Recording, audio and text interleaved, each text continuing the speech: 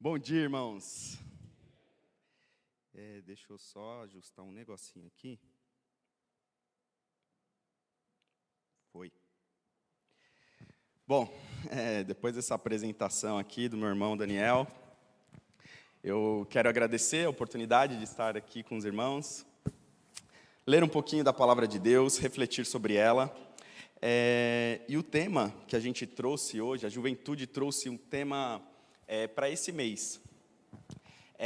Unidade, união, comum, como um.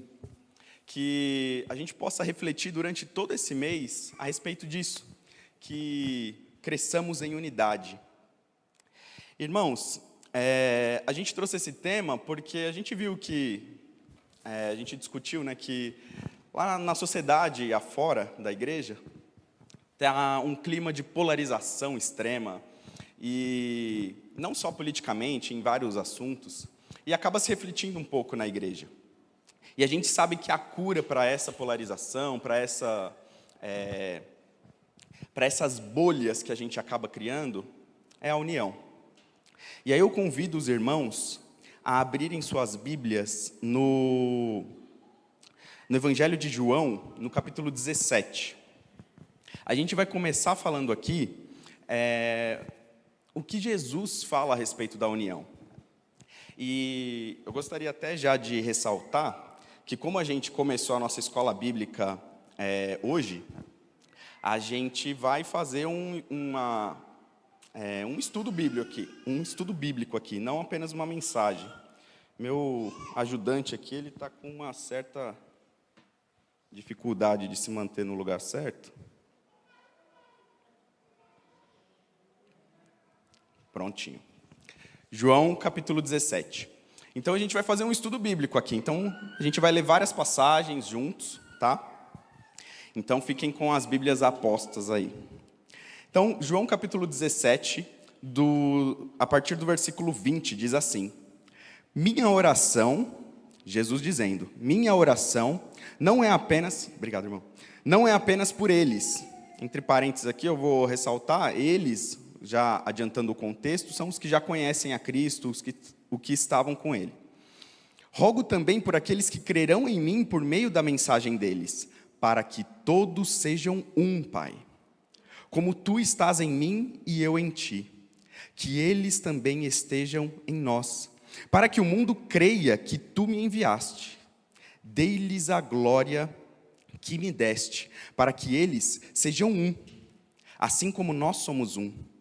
Eu neles e tu em mim, que eles sejam levados à plena unidade, para que o mundo saiba que tu me enviaste e os amaste como igualmente me amaste. Amém. A gente poderia parar por aqui se tratando de unidade, porque nós acabamos de ler uma oração que Cristo fez ao Pai. E a oração de Jesus é que sua igreja fosse uma unidade. E isso é muito interessante se nós pensarmos que a vontade de Cristo é que sejamos um. Às vezes a gente está na nossa vida e pensa, nossa, se abrisse o céu e Deus falasse para mim, Israel, a minha vontade é que você faça isso, isso e isso. Eu ia lá e fazer, porque às vezes eu penso, putz, eu não sei a vontade de Deus para a minha vida. Está confuso. Mas uma das vontades de Deus para a nossa vida, a gente sabe. Está muito claro aqui nesse texto, sem duplas interpretações. A gente sabe que a vontade de Deus para a nossa vida é que sejamos um como igreja. E isso é muito... Isso é uma mensagem de Cristo Jesus, é a vontade de Cristo, a vontade de Deus. E ela foi entendida pelos apóstolos. Principalmente o apóstolo Paulo. O apóstolo Paulo, que foi designado o apóstolo dos gentios, né? Os não-judeus, ele entendeu a vontade de Deus, a vontade de Cristo Jesus em relação à unidade, e ele pregou isso insistentemente. E eu digo isso porque em pelo menos 3 cartas de Paulo, cartas aos Romanos, aos Coríntios e aos Efésios, ele fala de unidade, ele fala que nós precisamos ser um. Então a gente já percebe que isso é uma problemática que não começou aqui na atualidade por conta da polarização, ela vem desde a igreja primitiva. Então, Paulo pregava muito sobre isso, ele pregou e ele usou uma analogia muito interessante que eu acho que dá a profundidade necessária nesse assunto. Eu vou ler um versículo, eu vou ler versículos nas 3 cartas de Paulo, em que ele fala sobre o mesmo tema, para a gente ver a coerência e continuidade desse assunto que ele propagava na igreja. Então, o primeiro versículo que a gente vai ler é em Romanos 12, os versículos 4 e 5. Eu não sei se o pessoal vai incluir. Show de bola. Então, eu vou ler um pouquinho rápido, assim, porque os irmãos podem acompanhar no telão. Assim como cada um de nós tem um corpo com muitos membros, e esses membros não exercem todos a mesma função, assim também em Cristo nós, que somos muitos, formamos um corpo. A cada membro que está ligado a todos os outros. A cada membro está ligado a todos os outros. Então ele usa essa analogia de corpo para dizermos, não, nós não somos iguais, ok, cada um tem uma função, ok, mas nós somos um corpo. Um corpo. Em Coríntios, 1 Coríntios 12, ele até explana um pouquinho mais a respeito disso, então a gente vai ler 1 Coríntios, capítulo 12, dos versículos 12 a 14, inicialmente. Porque assim como o corpo é um, e tem muitos membros, e todos os membros, sendo muitos, constituem um só corpo, assim também com respeito a Cristo. Pois em um só Espírito todos nós fomos batizados, em um corpo, quer judeus, quer gregos, quer escravos, quer livres. E a todos nós que foi dado beber de um só Espírito, porque também o corpo não é um só membro, mas muitos. Então, meus irmãos, às vezes a gente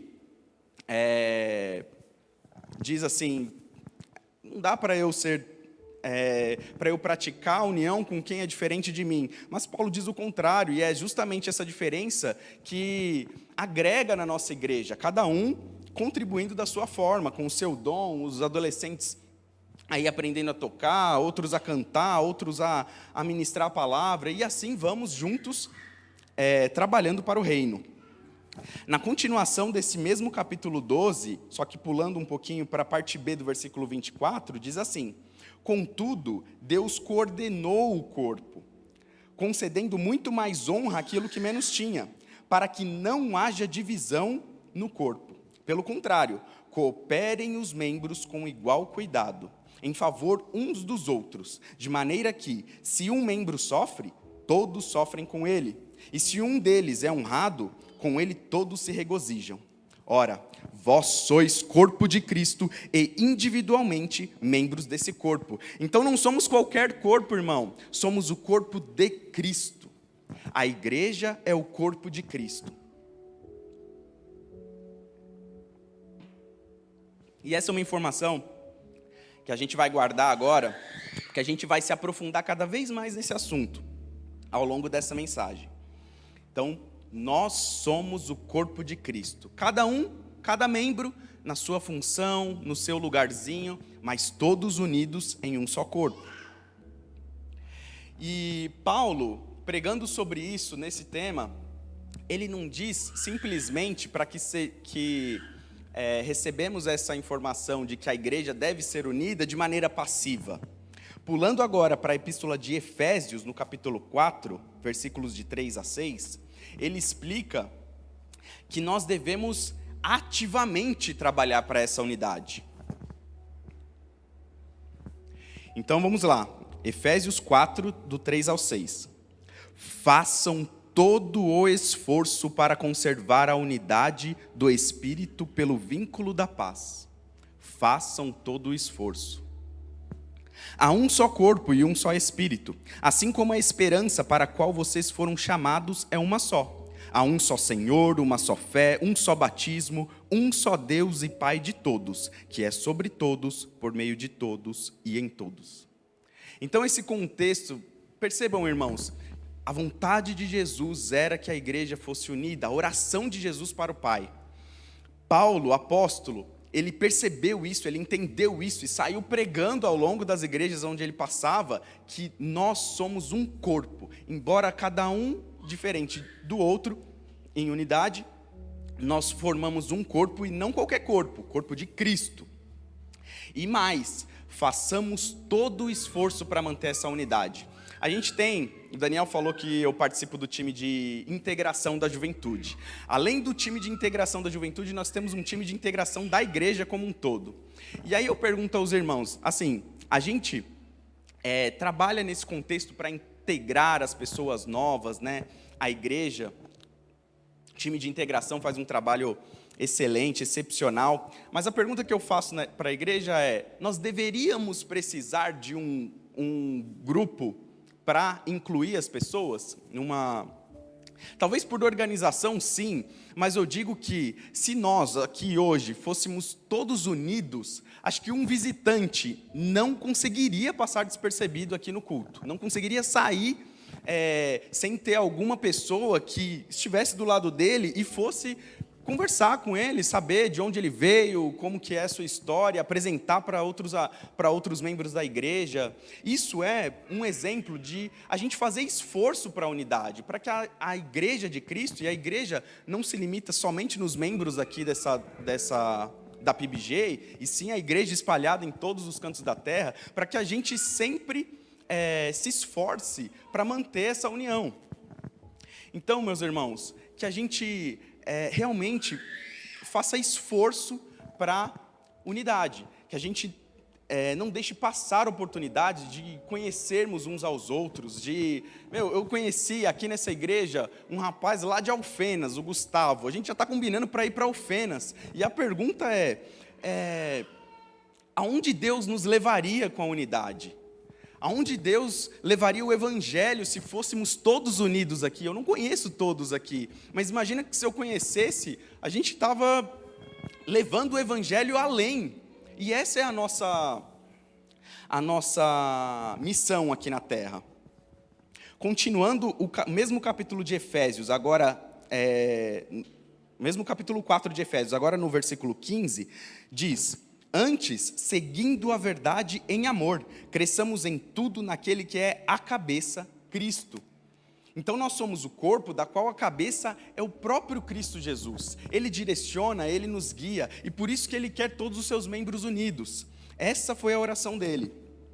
Continuando, dele todo o corpo ajustado e unido, pelo auxílio de todas as juntas, cresce e edifica-se a si mesmo em amor, na medida em que cada parte realiza sua função.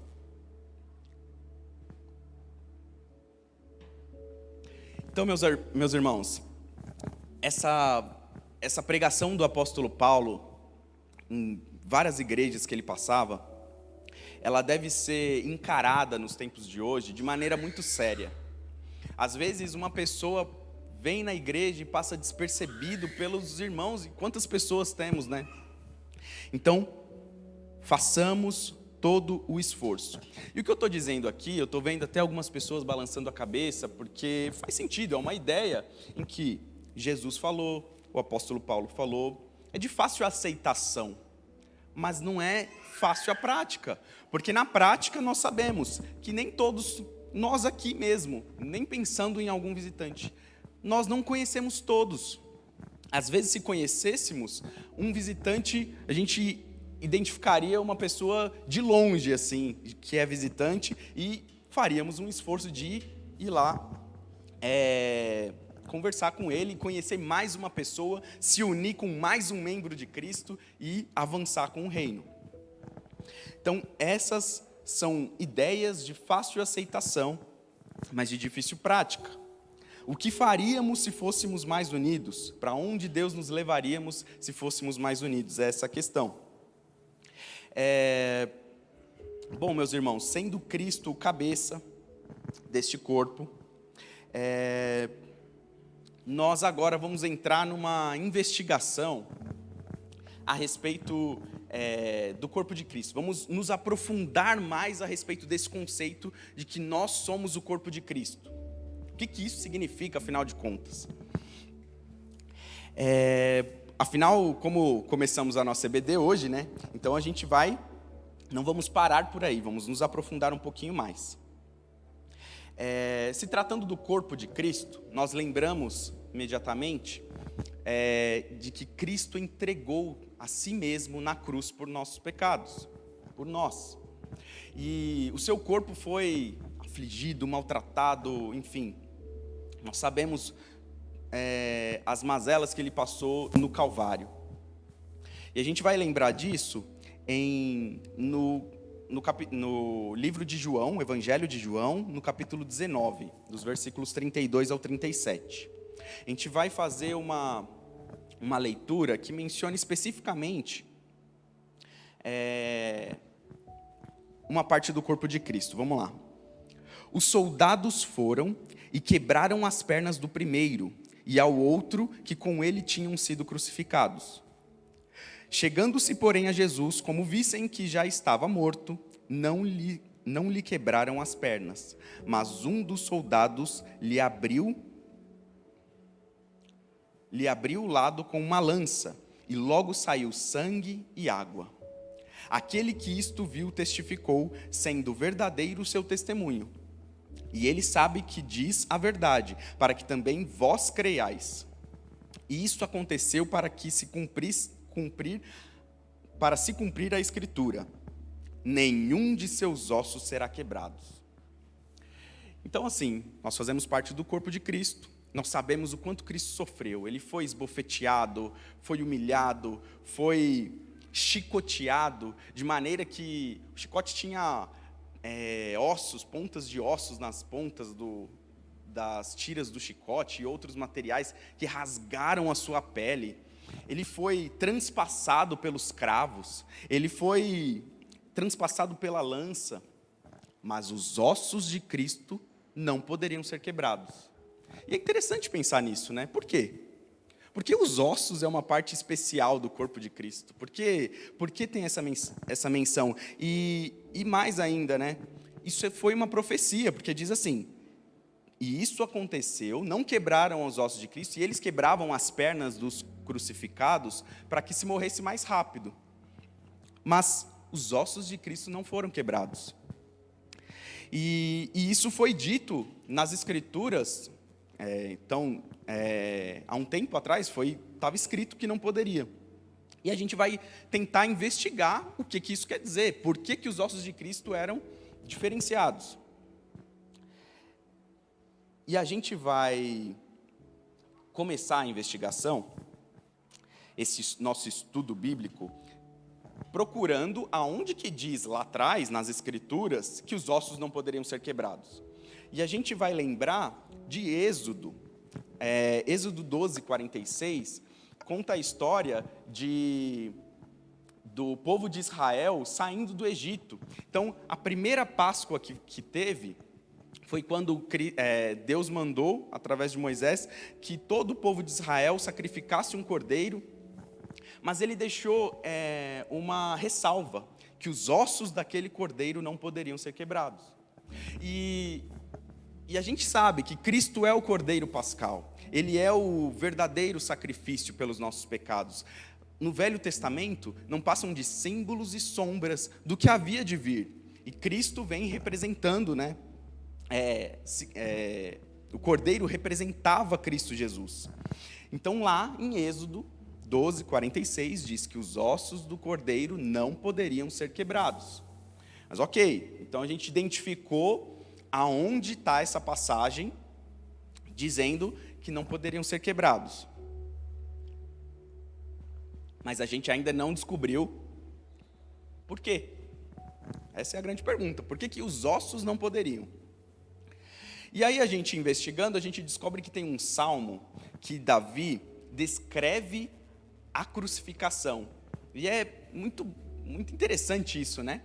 Davi lá atrás descrevendo uma coisa que havia de vir. E ele descreve com uma profundidade de detalhes muito interessante. A gente vai passar agora para Salmo 22. Salmo 22, dos versículos 15 a 18. A gente está na trilha, a gente está buscando por que os ossos de Cristo não poderiam ser quebrados. Não sei vocês, mas eu sou muito curioso. E a partir do momento que uma pergunta é feita, a gente tem que ir alcançando até ela ser respondida. E o próprio pastor Moacir aqui da igreja, ele nos ensinou, ele sempre repete isso: façam perguntas para a Bíblia, e ela vai responder. Por que os ossos de Cristo não poderiam ser quebrados? E aí Salmo 22 diz assim: secou-se o meu vigor, como um caco de barro, e a língua se me apega ao céu da boca. Assim me deitas no pó da morte. Cães me cercam, uma súcia de malfeitores me rodeia. Transpassaram-me as mãos e os pés. Posso contar todos os meus ossos. Eles me estão olhando e encarando a mim. Repartem entre si as minhas vestes e sobre a minha túnica deitam sorte. Duas coisas interessantes. Vocês repararam o nível de detalhe que ele deu da crucificação? Quantos anos antes disso acontecer? É realmente impressionante, né? Como o Espírito de Deus foi dando muitas dicas, né, do Messias. Agora, um outro ponto interessante posso contar todos os meus ossos, eles me estão olhando e encarando a mim. Os ossos de Cristo estão olhando e encarando a Cristo. Mas ele deu uma característica humana para a parte do corpo.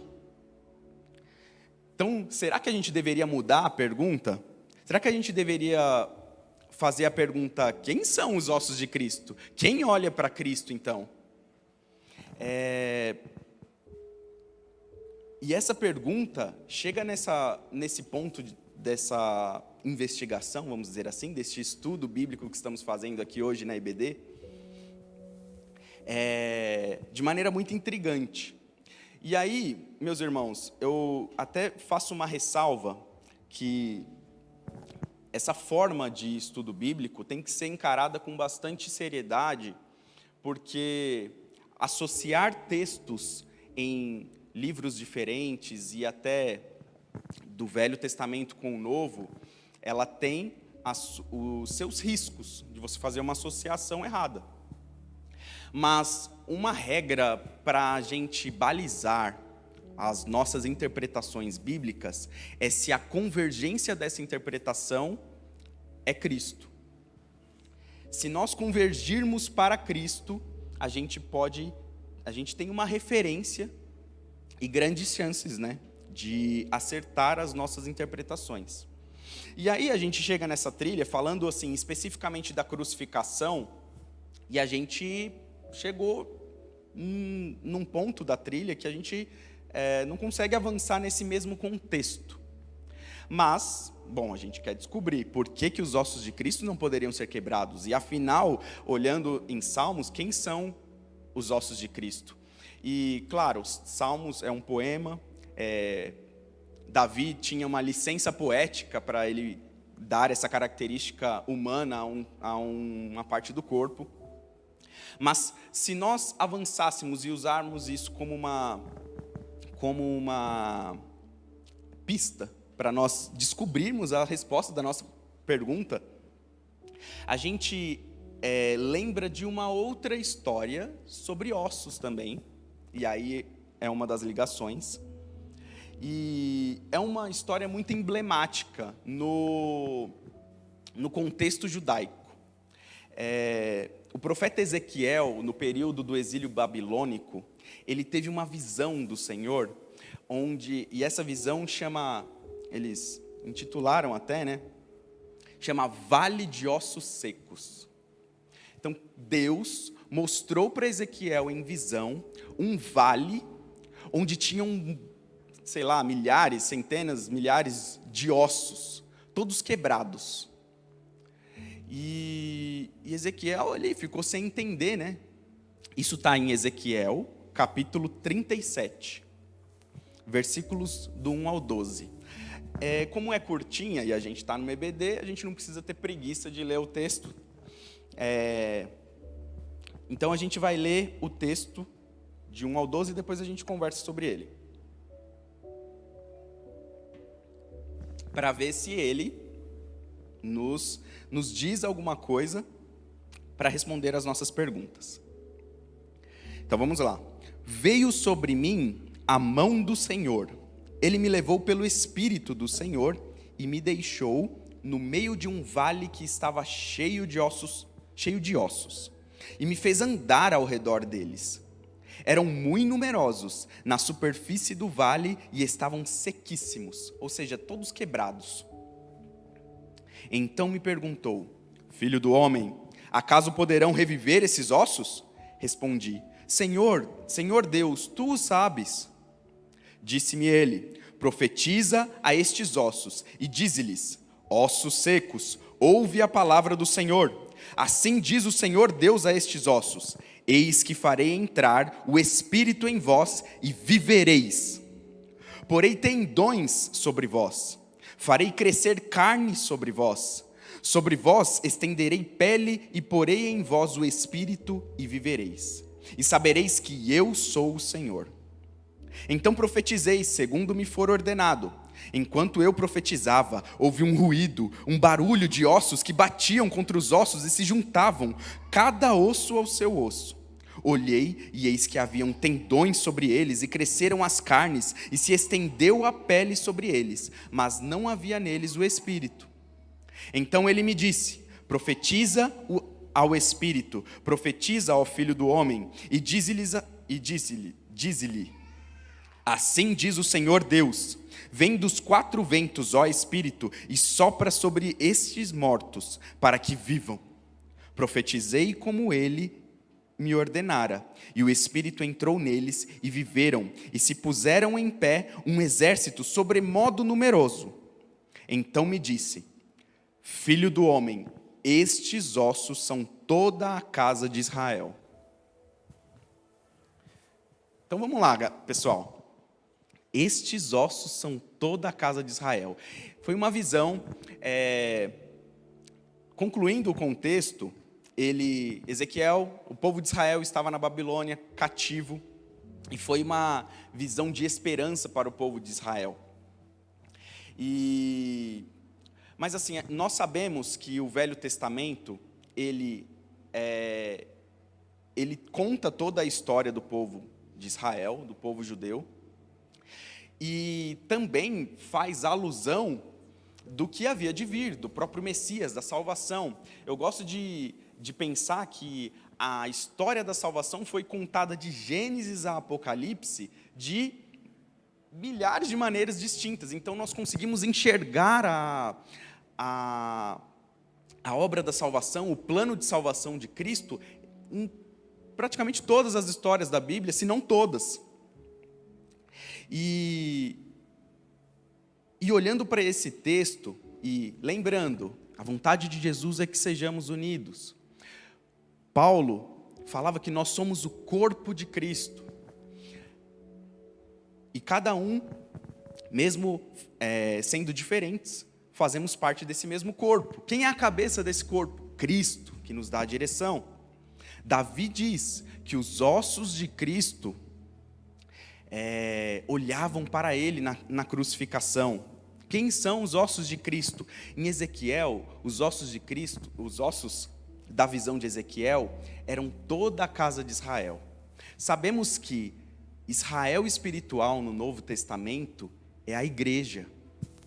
Então, se a gente fizer essa associação de os ossos no Velho Testamento era Israel, e os ossos no Novo Testamento, os ossos do Cordeiro, é a igreja, nós entendemos porque os ossos de Cristo jamais serão quebrados.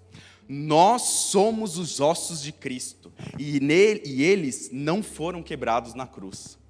Então, meus irmãos, Da mesma forma com que Cristo ressuscitou e o seu corpo foi glorificado, a igreja será glorificada. O corpo de Cristo será glorificado naquele grande dia. E nós estaremos com Ele lá no céu. Nós somos os ossos de Cristo. Nós somos o corpo de Cristo. E meus irmãos, essa é uma mensagem que tem que ter um impacto na nossa vida de maneira prática. Que nós não quebremos os ossos de Cristo. Que nós façamos esforço, como diz o apóstolo Paulo, para a unidade. Que nós corramos com os olhos fixos na salvação como um só corpo. Porque se um cair, o outro levanta. Se um ficar para trás, a gente puxa ele. E isso é a função da igreja, a função da nossa comunhão aqui nessa terra. Nós somos os ossos de Cristo. Nós somos o corpo de Cristo.